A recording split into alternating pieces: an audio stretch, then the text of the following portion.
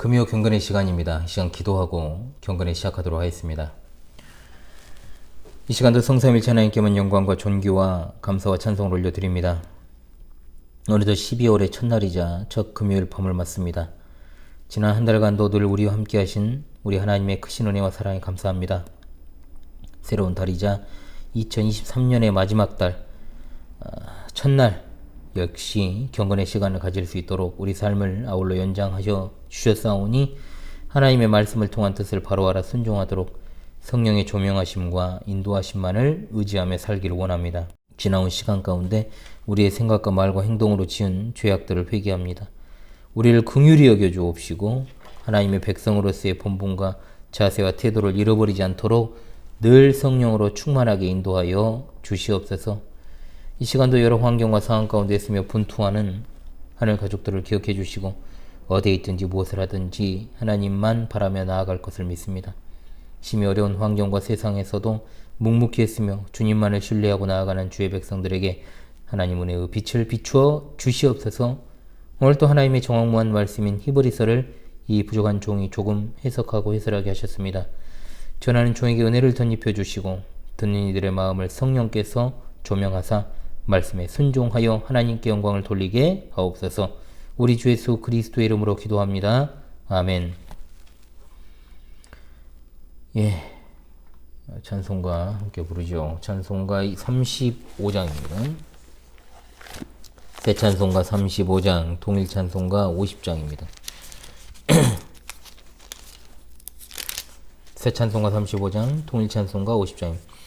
큰 영화로신 주 이곳에 오셔서 이 모인 자들로 주 백성 삼으사 그 중에 항상 계시고 그 중에 항상 계시고 큰 영광 나타내 소서.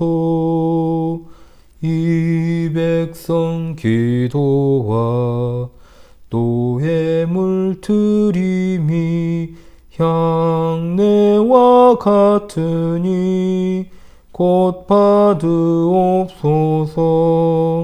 주 예수 크신 복음을 주 예수 크신 복음을 만 백성 듣게 하소서.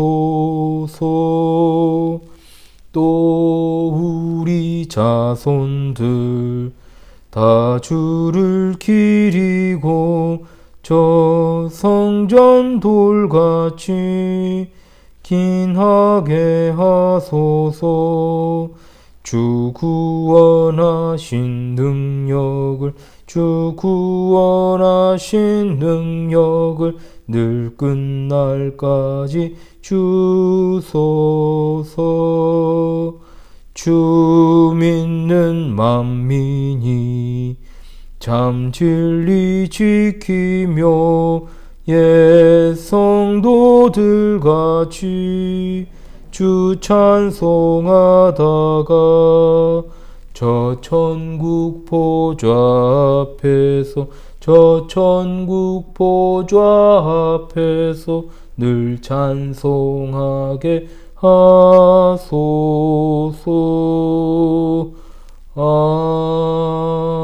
아멘.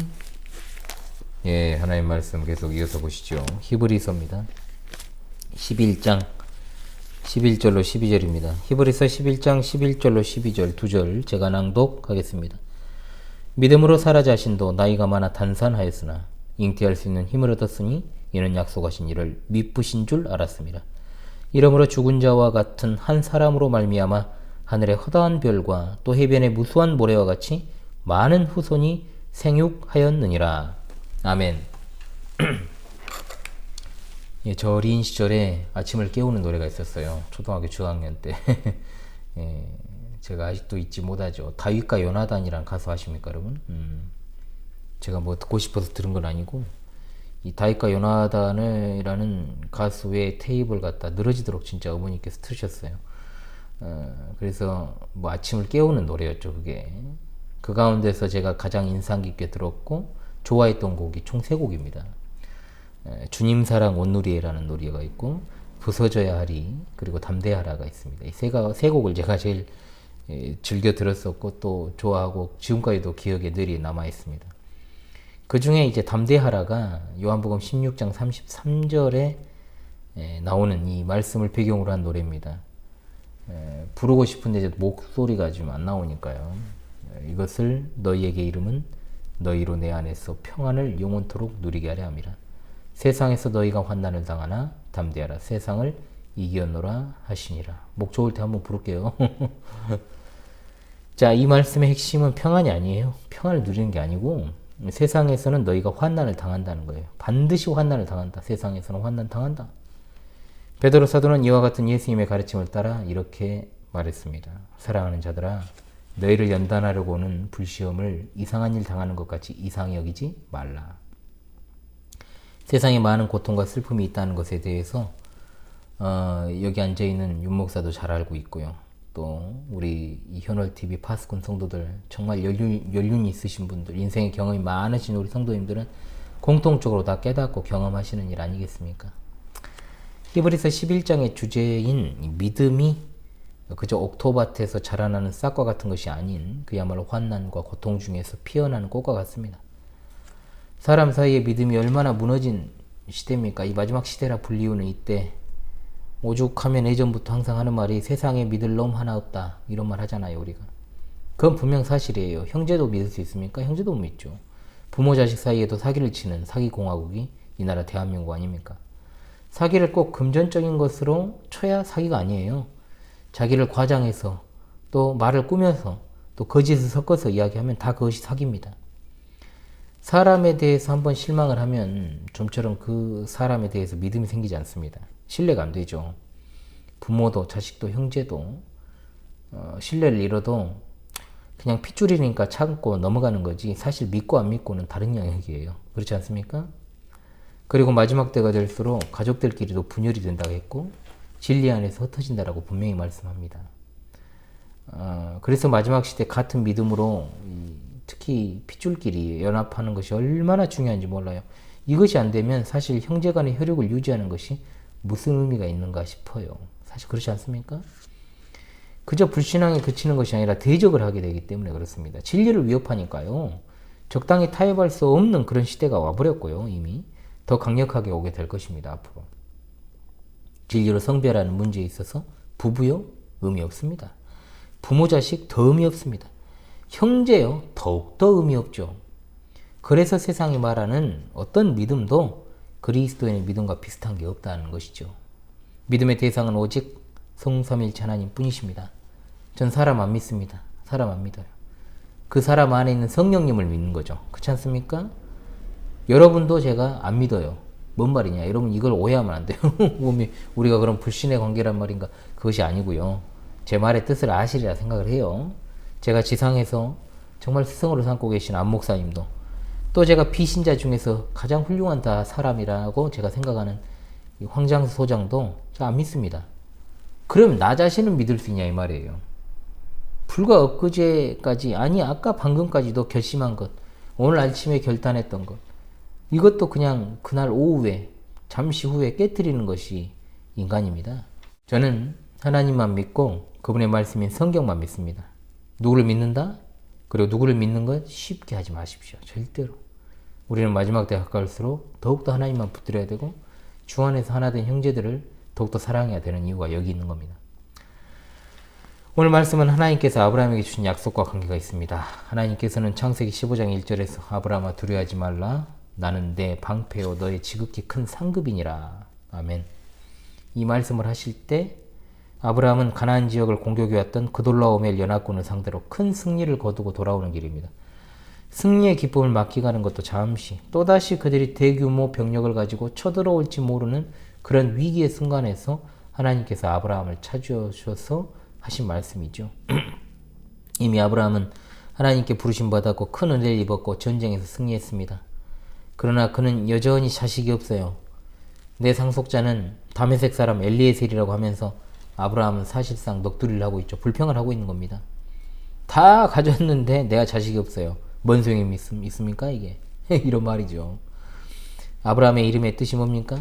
많은 사람의 아버지란 뜻이에요. 그런데 나이는 진작 노년기에 접어들었고 아이 하나 없이 살아가요. 이 땅을 주시고 이 땅을 그 자손에게 주신다고 했지만 수십 년이 지나도 자식이 없어요. 지금 이 시대에도 여러분 이제 결혼이 늦어지고 여러 가지 이제 환경적인 영향 때문에 아이가 잘 안 생기죠. 좀 그러다 보니까 정말 아이 안 생기는 것보다 더 고통받는 정말 일이 없어요. 진짜 부부 사이에 결혼을 했는데 그 사랑의 결실이 자녀로서 맺어져야 되는데 안 되니까 쉽지 않잖아요, 진짜로. 그런데 꼭 안 생겨도 되는 것들은 생기잖아요. 장난쳐가지고. 참 웃기죠. 제가 비록 나이는 좀 있습니다만은 제 아내와 법적으로 부부가 된 지는 겨우 4년 5개월밖에 안 됐습니다. 그래도 꽤 됐네요. 그 사이에 하나님께서 아가를 둘이나 주셔가지고 하나는 24개월째 접어들었고 하나는 3개월이 되니까 사실 요즘으로 따지면 다자녀 가정이에요. 둘이면 다자녀예요.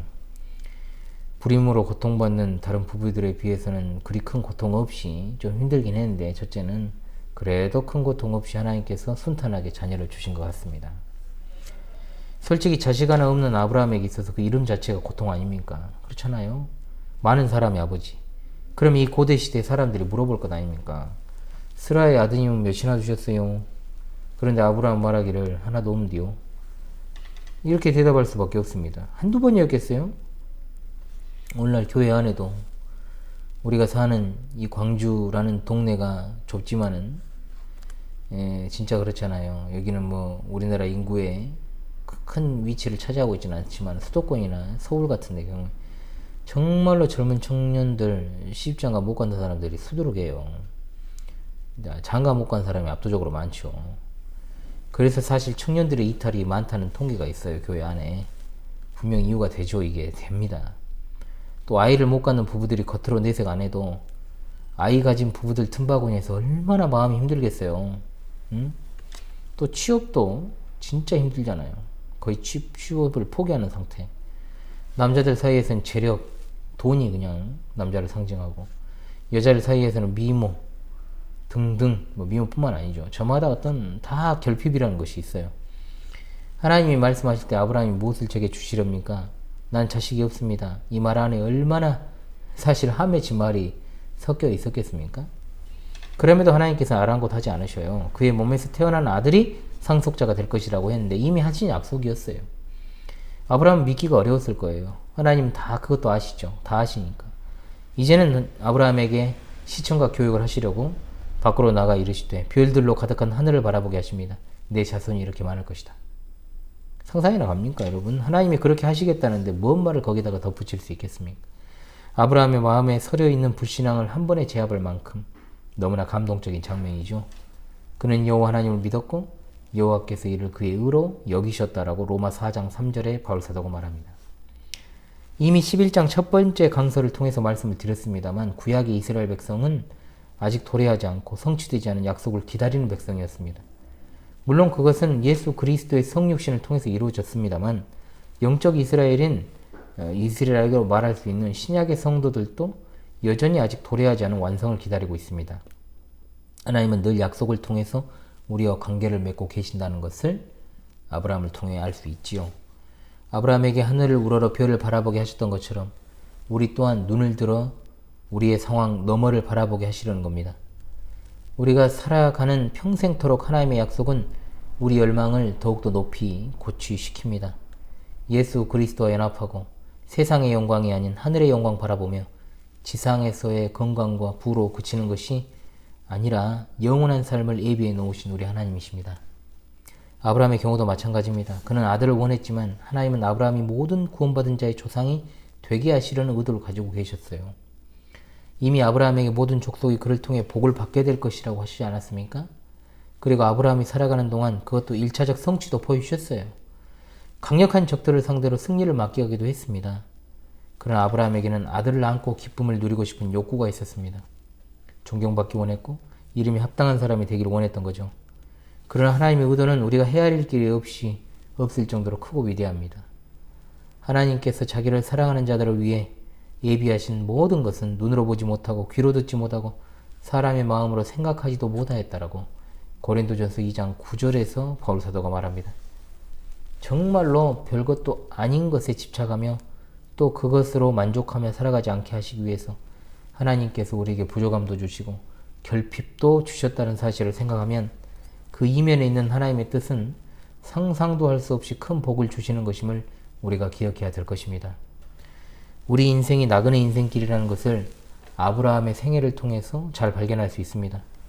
그러나 정처 없이 떠나는 나그네는 아니라는 것을 여러분 기억합시다. 하나님은 분명히 아브라함에게 약속하셨고 또한 예수 그리스도 안에서 우리에게 약속하셨습니다. 따라서 우리는 가만히 있는 자들이 아니라 계속해서 여행 떠나는 자들이 되어야 됩니다. 나그네가 아니라 그 자리에 항상 정주하고 있다? 안주하고 있다? 그러면 당연히 우리는 이 세상과 육신의 생활에 그대로 머물러 있으려고 할 겁니다. 그러나 하나님께서 아브라함과 우리에게 원하시는 것은 이 세상의 집은 우리 집이 아니고 궁극적인 장소도 아니며 하나님이 우리를 영원히 정착시킬 그런 장소도 아니라는 겁니다. 이 세상의 외형은 지나간다고 했습니다. 우린 이 세상에서 살도록 지음받은 존재가 아닙니다. 이 생에서의 삶을 목표로 지음받은 것이 아니라는 거예요. 그래서 하나님께서는 우리에게 부족과 결핍을 통해 우리가 머물러 있지 않고 계속해서 걸어갈 수 있도록 움직이도록 만드신 겁니다. 우리가 하늘 가는 여정에서 나그네인 것은 참으로 축복인 줄로 압니다. 그럼에도 불구하고 아브라함은 이 문제와 관련해서 힘들게 살았어요. 특히 아브라함의 아내 사레가 이 일로 인해서 많이 괴로워한 것은 분명해 보입니다. 그래서 사레는 아브라함을 하여금 자신의 여종 애굽 여자 하갈을 후처로 맞이하게 해서 자녀를 얻으려고 했습니다. 이것이 아주 잠깐 기도 응답이었다라고 여겨질 수 있었겠지만 이건 결국 가정분란이 되어버립니다. 이 일은 아브라함이 86세 때 일어난 일이죠. 이스마엘이 하나님의 약속하신 아들이 아니라는 것을 99세 때 다시금 알려주십니다. 사레가 아브라함에게 제안했고 또 그것을 받아들인 아브라함의 문제점은 하나님의 약속을 인간의 힘으로 이루려 했다는 점에 있습니다. 아브라함은 인간적으로 오랜 세월 기다리다 지쳤고 아내도 자포자기하며 낙담하는 것이 그에게 결정적이었습니다. 결국 아브라함은 인간으로서 그 한계에 봉착하여 하갈을 통하여 자녀를 낳기로 했습니다. 오늘 살아가는 우리는 어떻습니까? 우리가 하나님이 그 놀라우신 지혜로 우리에게 복 주시기를 열망하고 또 신뢰합니다. 그런데 하나님의 뜻을 이룬다는 명목으로 사실 우리 지혜로 어떤 일을 계획하고 처리하기도 합니다. 심지어 그 가운데는 옳지 못한 일도 상당히 많이 있음을 보게 됩니다. 결혼도 하지 않은 자들이 혼전에 마음대로 서로의 몸을 주장하는 일들이 많아서 이른바 속도 위반이 당연시되어 있어 요즘은 죄악시하기는커녕 그걸 그렇게 이야기하는 사람은 이상해 보죠. 남자는 남자끼리 붙어먹고 여자는 여자끼리 붙어 서로 좋다고 인권이라는 미명 하나님의 창조 질서를 깨뜨린 일도 있습니다. 이것이 교회 밖의 일로 그친다고 생각하십니까? 교회 안은 더 심각합니다. 예배당을 건축하기 위해서 온갖 수단과 방법을 가리지 않고 투기를 통해 땅을 매입하고 어마어마한 시세 차익을 얻고도 하나님의 영광을 위한다는 명목하에 아무런 죄의식이 없는 모습, 어마어마한 빚을 지고 은행 빚을 지고 또 성도들을 곤고하게 만들고 자신의 이익을 위해서 다른 사람을 음해하고 자신이 아닌 다른 사람들께 친한 꼴을 못 보고 이간질하고 질투하고 질시하고 교회 안에서 자신보다 더 열심히 섬기는 사람 용납하지도 못하고 자기 자신이나 자신에게 속한 자녀에게는 느슨한 잣대를 적용하고 피가 섞이지 않은 다른 사람에게는 강력한 잣대를 동원해서 뒤에서 수군수군대고 비난하는 것. 하나님의 일하심을 온전하게 신뢰하지 못하니까 벌어진 일들입니다. 목사들은 어떻습니까? 그야말로 줏대 없이 이리저리 흔들리는 모습들이 얼마나 많습니까? 열심은 갖고 있지만 하나님의 때도 기다리지 않고 그저 뭐로 가도 서울만 가면 된다는 식의 태도가 너무 많죠. 세상에 여러 가지 방법을 동원하고 사탄적인 프로그램들을 도입해서 목양을 해나갑니다. 목양이 아니죠. 그거는 양을 죽이는 거니까. 하나님이 영혼을 회심시키시고 그를 구원하여 주신다고 말은 해놓고도 회심을 위한 여러 가지 인간적인 방법들을 고안해내고 스킬들을 동원해서 심리학을 이용하고 마케팅을 이용하고 여러 가지 엔터테인먼트를 이용해서 교회의 빈자리를 채우려고 하는 시도들을 해왔고 각종 인본주의 프로그램들을 동원해서 사람들의 마음을 얻고 마케팅 전략을 그대로 교회에 도입을 하여서 교회를 운영하는 모습. 그것이 성경적이냐 비성경적이냐 이건 중요하지 않다. 그저 결과만 낼 수 있다면 그것도 하나님께 영광이라면서 하나님의 말씀의 잣대를 마음대로 변형시키고 왜곡시키고 오직 성경으로 충분하다는 것을 지식적으로는 알고 있어도 그것을 실제 목회 현장에서 믿고 적용하지 않는 모습들. 오죽하면 그랬겠느냐. 신앙에서 목회 현장에서 그런 말 안 통합니다. 왜냐? 그 한 번의 잘못으로 그 많은 양들을 실족시킬 수 있고 멸망시킬 수 있기 때문에 그렇습니다. 그래서 저는 늘 다짐해 왔습니다. 성경의 충분성을 믿고 계속해서 목양을 했음에도 불구하고 신자들이 변화되지 않는다. 여전히 성도들은 하나님 중심, 성경 중심, 교회 중심으로 신앙생활하지 않는다. 적당히 거리를 둔다. 교회와 삶을 분리시킨다. 그러면 진짜 교회의 미래가 불투명하잖아요. 볼 것도 없는 거잖아요. 해도 한다면 하나님이 문제가 있으신 게 아니고 그건 목사가 문제가 있는 거잖아요. 그게 아니라고 할지라도 혹여 나도 매너리즘에 빠지고 비성경적인 것들을 주장할 수 있는 여지를 아예 차단하려는 그런 마음들을 가지고 있습니다. 잘못된 목양의 열매는 마치 아브라함이 하갈을 통해 낳은 이스마엘과 같아요. 교회 안에 이스마엘이 늘어나면 교회 미래 없습니다. 단 한 명이라도 약속의 자녀인 이삭을 낳을 수 있다면 그것에 교회의 존재 이유가 있는 겁니다. 이스마엘이 13세가 되었을 때 아브라함이 99세였습니다. 그때 하나님께서는 다시금 아브라함에게 나타나셨습니다. 그리고 그의 이름이 이제 아브라함에서 아브라함이 될 것이라고 선언하셨습니다. 많은 사람의 아버지가 아니라 이제 민족의 아버지인 아브라함이 된 것입니다. 물론 아브라함이 믿음에 있어 잠깐 실족했지만 하나님은 더 큰 복의 표징을 보여주시면서 신뢰를 새롭게 할 것을 요구하시고 아브라함을 다시 일으켜 세우셨습니다. 가나안을 향해 떠날 때 아브라함의 나이 75세, 하갈에게서 아들을 낳았을 때 86세, 하나님께서 약속을 새롭게 하시고 또 새로운 이름으로 아브라함을 일으켜 세우실 때 그의 나이 99세. 믿음은 하나님의 약속을 받아들이고 계속해서 기다리게 만들었습니다. 시편 27편에 너는 여호와를 기다릴지어다 강하고 담대하며 여호와를 기다릴지어다 37편에도 여호와 앞에 잠잠하고 참고 기다리라 여호와를 바라고 그의 도를 지키라 했으며 시편 130편에도 나 곧 내 영혼 여호와를 기다리며 나는 주의 말씀을 바라는도다 파수꾼이 아침을 기다림보다 내 영혼이 주를 더 기다리나니 참으로 파수꾼이 아침을 기다림보다 더하도다. 아멘. 하나님의 때를 기다린다는 건 매우 어려운 일입니다. 그러나 기억해야 될 것은 그 기다림은 전능하시고 은혜로우신 하나님을 신뢰하는 지혜롭고 믿음 있는 심령에 대한 증거입니다. 기다려야 됩니다. 기다리고 또 기다려야 됩니다. 저도 엄청나게 기다리고 있습니다. 저의 기도 그 내용도 그것입니다. 인내하는 믿음을 제게 더하여 주옵소서. 그러니까 하나님의 응답이 늦어진다고 생각하면 더 힘들어져요. 하나님의 뜻과 그분의 때를 어찌 우리가 알겠습니까? 기다림이라는 것은 의지함입니다. 하나님의 성품을 배우는 거예요. 하나님을 마냥 기다려도 좋잖아요. 좋다고 생각하세요. 야, 그렇지 않습니까? 하나님은 신실하시니까. 하나님의 능력과 지혜와 선하심이 모든 걸 의탁하는 겁니다. 모든 것이 합력하여 하나님의 영원하신 작정에 따라 우리 삶의 일거수일투족을 감독하십니다. 시편 27편은 하나님을 기다리는 우리를 향한 위로의 말씀 아닙니까? 여호와는 나의 빛이요 나의 구원이시니 내가 누구를 두려워하리요? 여호와는 내 생명의 능력이시니 내가 누구를 무서워하리요? 아멘. 믿음은 하나님을 기다리는 것입니다. 진정한 믿음은 미래의 일에 대한 확신 있고 변함없는 기대로 나타나게 되어 있습니다. 아브라함의 삶은 여러분 퍼펙트하지 않았어요. 완벽하지 않았다는 거죠. 불신앙도 있었어요. 덕스럽지 못한 부분들도 있습니다. 실족도 했습니다. 그러나 믿음으로 여호와를 기다리는 일에 있어서 참된 모범을 제시하는 삶을 살았습니다. 믿음으로 살아 자신도 나이가 많아 단산하였으나 잉태할 수 있는 힘을 얻었으니 이는 약속하신 일을 미쁘신 줄 알았습니다. 로마 4장 20절로 21절에 아브라함의 기다리는 믿음에 대해 바울 사도가 해설합니다. 믿음이 없어 하나님의 약속을 의심하지 않고 믿음으로 견고하여져서 하나님께 영광을 돌리며 약속하신 그것을 또한 능히 이루실 줄을 확신하였으니. 아멘. 하나님께서 아브라함에게 찾아오셔서 언약을 갱신하실 때 아브라함은 99세였으나 아브라함에게 약속의 자녀가 없었습니다.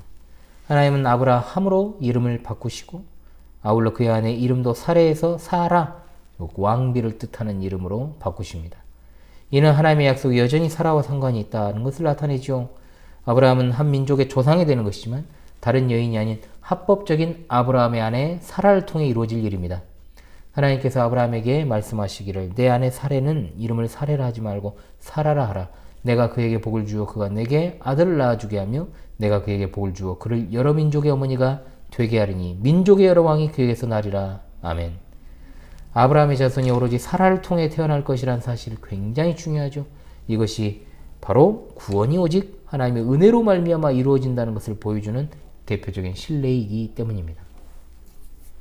아브라함에게 아이가 없이 오랜 세월 흘렀습니다. 당연히 아브라함에게 아이가 없는 자체가 하나님의 언약에 대해 의문을 갖기 충분했지요. 세상이 어떻게 복을 받고 구원의 씨가 어떻게 오겠습니까? 자연적인 수단을 통해서입니까? 아니면 초자연적인 수단, 즉 이것이 바로 오직 은혜입니다. 이것을 통해서입니까? 분명해집니다. 90세나 된 이 여인에 대하여 하나님은 민족의 어머니가 되게 하리니 민족의 여러 왕이 귀에서 나리라고 했어요. 비주얼 봤을 때 굉장히 우스꽝스러운 말이었겠죠. 그러니까 웃었겠죠. 실제로 아브라함은 그 약속 앞에서 웃었습니다. 아브라함이 엎드려 웃으며 마음속으로 이르되 100세 된 사람이 어찌 자식을 낳을까? 사라는 90세니 어찌 출산을 하리요? 그러나 하나님께서 이르시되 내 아내 사라가 내게 아들을 낳으리니 너는 그 이름 이삭이라 하라. 내가 그와 내 언약을 세우리니 그의 후손에게 영원한 언약이 되리라. 아멘. 이것이 바로 하나님이 작정하신 구원의 방법입니다. 그 방법은 인간의 기대와 소망을 깨뜨리고 오직 하나님께만 모든 영광이 돌아가게 하는 방법입니다. 아브라함에 이어 사라도 그 말 듣고 웃었잖아요. 그리고 창세기 21장에서 사라가 아들을 낳습니다. 아이의 이름을 웃음을 의미하는 이삭이라고 지었습니다. 더 이상 불신앙의 웃음이 아닌 언약을 반드시 이행하시는 하나님의 능력과 신실하심에 대하여 놀라워하며 기쁨의 웃음과 눈물을 흘린 것이죠. 그래서 12절은 믿음이 하나님의 약속을 기다릴 때 어떤 일이 일어나는가? 이러므로 죽은 자와 같은 한 사람으로 말미암아 하늘의 허다한 별과 또 해변의 무수한 모래와 같이 많은 후손이 생육하였느니라. 아멘. 불신앙으로 키우는 자신들의 자연적인 성향과 싸우면서 아브라함과 사라는 여호와를 신뢰했습니다. 히브리서 11장에서는 아브라함과 사라의 불신앙적 웃음, 실족 등에 대해서는 이런 방구 언급하지 않고 오로지 믿음만을 말하고 있죠. 하나님이 기억하시는 것은 여러분 믿음입니다. 하나님을 믿음으로 말미암아 그들은 남편과 아내로 서로 사랑했고 하나님은 그분의 은혜의 능력으로 죽은 태에서 생명을 일으키심으로 오직 은혜로만 된 구원을 가져다 주셨습니다. 그러므로 성경 전체에 광범위하게 등장하는 임신하지 못하는 태는 은혜로 말미암는 구원을 상징하는 것입니다. 이사야 선지자는 이렇게 외칩니다. 잉태하지 못하며 출산하지 못한 너는 노래할지어다. 산고를 겪지 못한 너는 외쳐 노래할지어다. 이는 홀로 된 여인의 자식이 남편 있는 자의 자식보다 많음이라. 아멘. 그런데 아브라함의 자손 중에 태어난 특별한 씨는 임신하지 못한 태가 아니라 동정녀의 태에서 태어나게 되었습니다.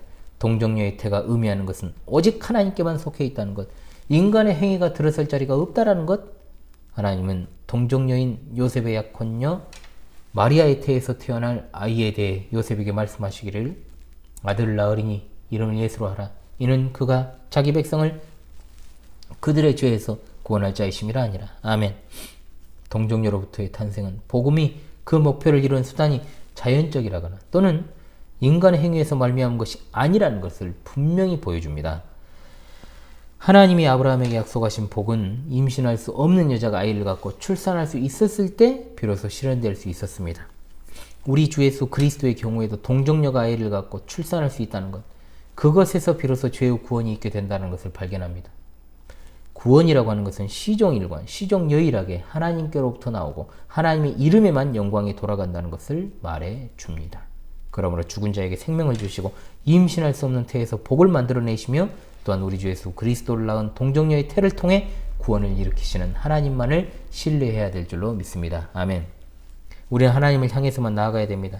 간절한 열망을 품고 하나님의 능력을 믿으며 성경에 계시된 하나님의 언약을 마음에 품고 우리 하나님 기다려야 됩니다. 세상은 신뢰가 무너져 있고 심지어 약속은 깨라고 있는 것이다. 이런 말을 하는 그런 세상입니다. 하나님은 반드시 그 약속을 이행하시는 분이시므로 우리는 성경에 약속된 모든 것을 다 확실하게 믿고 의지할 수 있습니다. 우리의 가장 큰 유업은 바로 하나님이십니다. 나는 너의 하나님이 되고 너희는 내 백성이 되리라. 아멘. 이 말씀보다 우리에게 더 크고 위대한 약속은 없습니다. 우리는 연약하여 우리가 걸어가는 이 길이 참으로 힘겹고 가시밭길이고 답답할지라도 그런 믿음의 삶을 통해서 하나님은 우리 마음을 들여다보십니다. 아브라함을 비롯한 모든 우리의 불꽃 같은 믿음의 선진들이 가졌던 믿음, 우리가 동일한 그 믿음을 통해 수많은 축복의 말씀을 받고 또 받습니다. 그것은 그들에게 주신 하나님의 약속이지만 동시에 우리에게 주신 하나님의 말씀이기 때문입니다. 아멘. 두려워하지 말라. 나는 내 방패요 너희 지극히 큰 상급이니라. 할렐루야. 아멘. 찬송가 343장. 추워지네요. 이제 녹화를 마무리하고 빨리 집에 가야 되겠습니다. 추워지고 있어요. 343장 통일찬송가 443장입니다. 343장 통일찬송가 443장입니다. 숫자가 비슷하고 헷갈리네요. 시험 받을 때에 나를 도우사 주를 떠나가지 말게 하소서.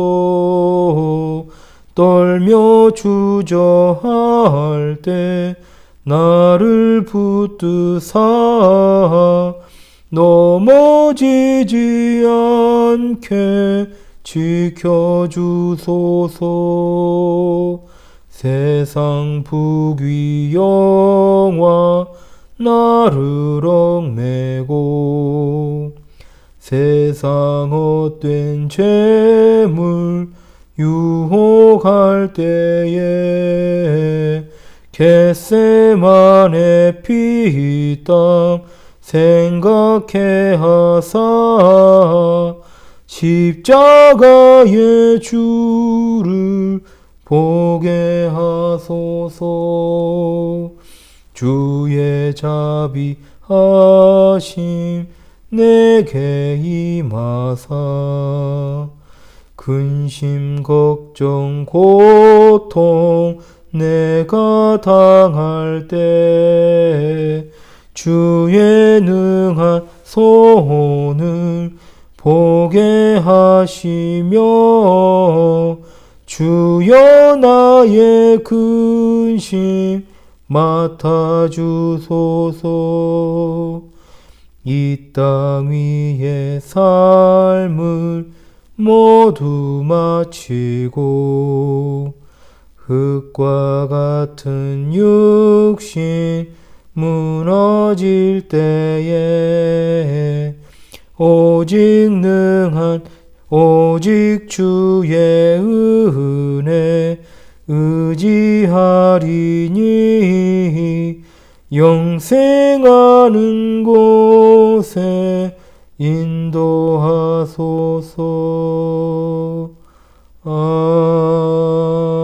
아멘. 아멘. 음이 틀렸네요. 예. 죄송합니다. 예, 우리 파스꾼 여러분, 아유 허리가 아프네요. 벌써 12월의 첫날이고 첫 주일을 앞두고 있습니다. 한 해가 진짜 끝자락이 왔네요. 이제 진짜 올 한 해도 여기까지 함께 해주신 우리 하나님, 그리고 우리 무엇보다도 현월TV 파스꾼들께 감사의 말씀 전합니다. 목회나 방송이나 집안일 여러가지 수행하는 하는 것 자체는 제게 큰 어려운 일은 아닙니다. 그러나 어느 것 하나 제대로 좀 해야 되는데 그렇지 못한 측면이 많은 요즘 저의 일상입니다. 그래도 이제 이사 다 하고 어느 정도 일이 다 정리가 되어 가고 있고, 교회는 이제 큰 거는 없습니다. 자질구레한 일만 좀 하면 이제 더 이상 환경적인 것으로 고민할 일은 없을 것 같습니다. 가을 독서 캠프가 늦게 진행되다 보니까요, 지난주에 다음 달이면 동계 캠프가 눈앞에 있어요. 동계 신앙수련회 또 눈앞에 있습니다. 한두 달 사이에 또 이렇게 뭐 부쩍부쩍 또 엄청 힘든 나날들이 될 것 같은데, 그래도 제가 그 와중에도 방송 안 끊고 했잖아요. 방송이 끊어질 일은 없을 거예요. 제가 어떤 사람입니까? 시간이 참 금방금방 가는데 마음처럼 준비도 안 되고 여러 가지로 마음이 좀 심란할 때가 있습니다. 그래도 하나님의 은혜를 의지하여 잘 감당하고 여러분과 함께 잘 한 해를 마무리하고 싶습니다. 2024년에는 우리 파스꾼 성도들 모두를 직접 대면하는 일이 또 있게 될 것 같습니다. 그렇게 될 겁니다. 예, 간절히 원합니다. 성삼일체 하나님께서 주말과 주일에도 변함없으신 은혜로 함께 하실 것을 간절히 소망하면서요, 기도하고 금요 경건회를 마치도록 하겠습니다. 기도하겠습니다. 하나님, 이 시간에도 귀한 말씀 우리에게 주시니 참으로 감사합니다.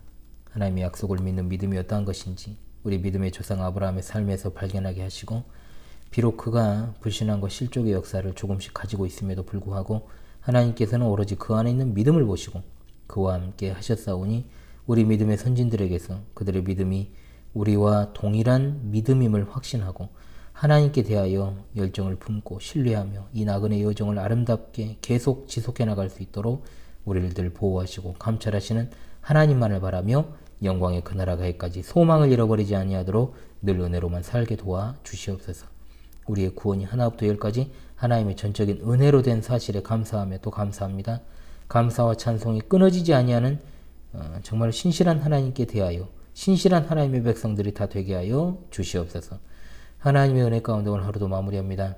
여러 가지 공고한 환경과 상황에 지치지 않게 하시고 언제 어디에서나 하나님의 귀하신 뜻과 사명을 수행하는 일에 부족함이 없는 자들이 되게 하시며 하나님이 함께 하신과 주시는 말씀에 있어 늘 깨어 말씀을 받아 순종하게 하시고 시대를 잘 분별하여서 신실한 믿음 준비하고 순교적 신앙으로 살아가다 영광 중에 다시 오실 우리 주님 잘 맞이할 수 있게 인도하여 주옵소서. 하늘 가족들 한 사람 한 사람을 기억해 주사 어려운 삶과 환경에 놓여 있고 병상에 있는 이들 또한 붙들어 주옵소서. 애환과 고통을 살피시고 안위하시고 치료하시며 회복시켜 주시기를 원합니다. 주님, 마음이 떠 있는 자 있습니까? 본 신앙의 궤도로 속히 돌아올 수 있게 인도하여 주시옵소서. 우리 주 예수 그리스도께서 영광 중에 다시 오시는 그날을 간절히 대망하옵고 속히 오실 우리 주 예수 그리스도의 이름으로 기도합니다. 아멘.